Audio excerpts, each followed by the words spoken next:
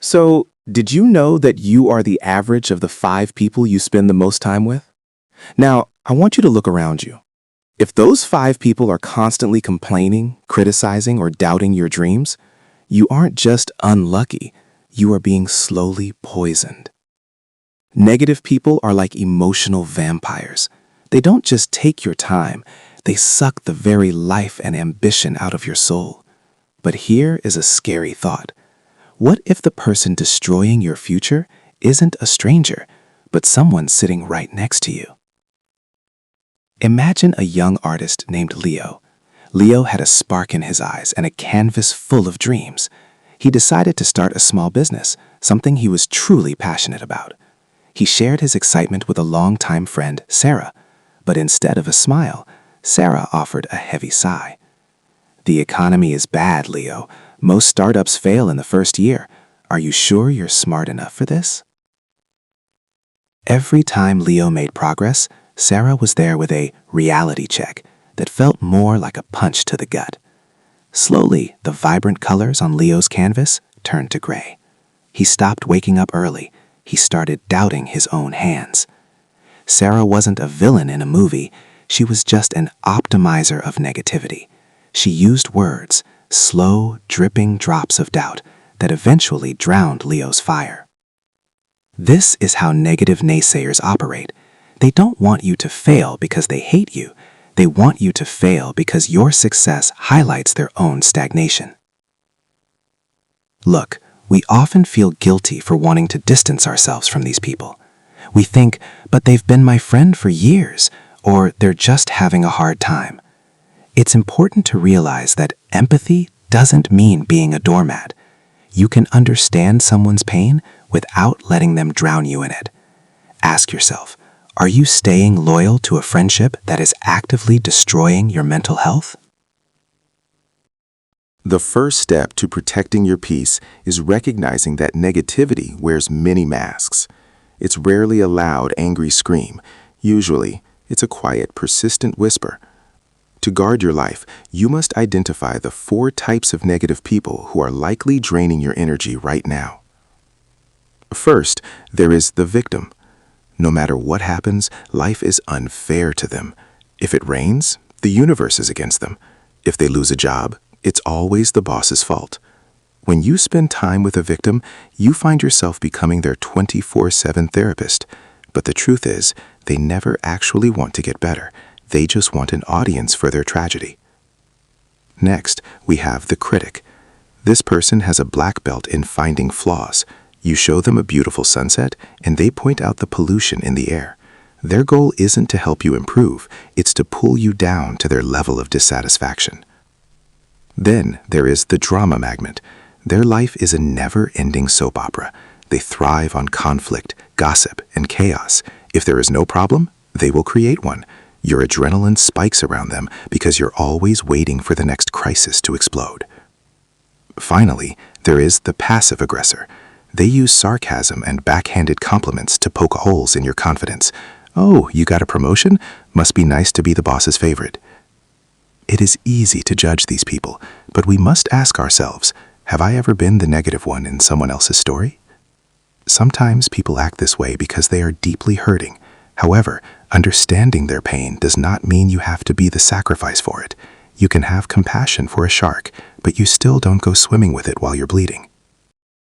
What happens to your mind when you stay in a toxic environment for too long? It's not just annoying, it's biological.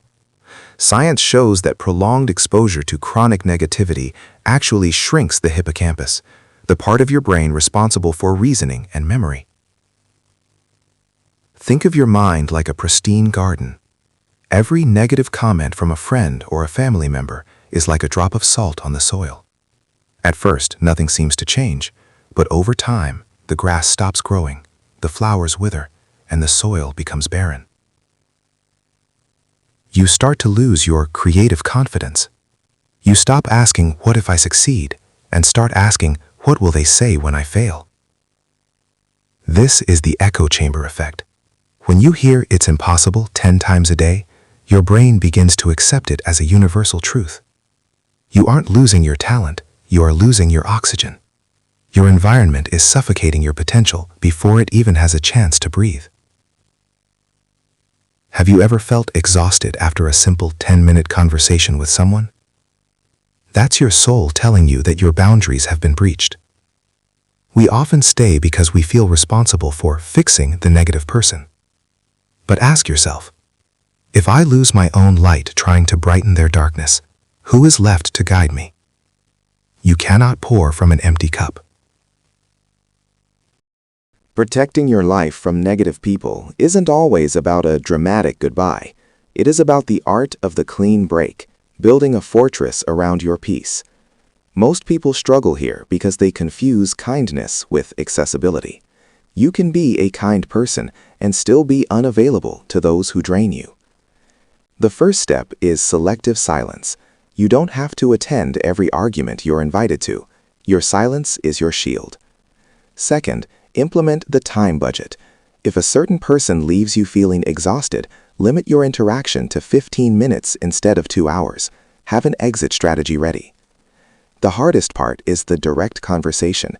Sometimes you have to look someone in the eye and say, I value our relationship, but I can no longer engage in conversations that focus only on the negative. Some will respect this, others will get angry. But remember, the only people who get upset when you set boundaries are the ones who benefited from you having none. It hurts to distance yourself from someone you care about. You might feel like you're abandoning them. But think about this. By allowing them to dump their negativity on you, are you actually helping them, or are you just enabling their bad habits? Sometimes the most loving thing you can do for someone is to stop being their crutch. The final truth is this: you cannot change the people around you, but you can change the people you choose to be around. Cutting out negativity isn't an act of cruelty, it is an act of self-preservation. Imagine your life a year from now.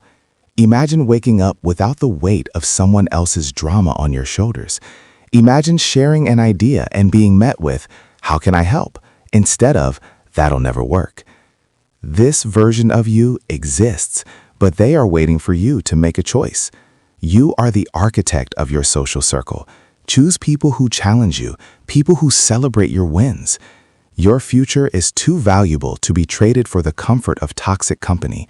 Walk away from the noise and walk toward your purpose. Let's recap with the do's and don'ts.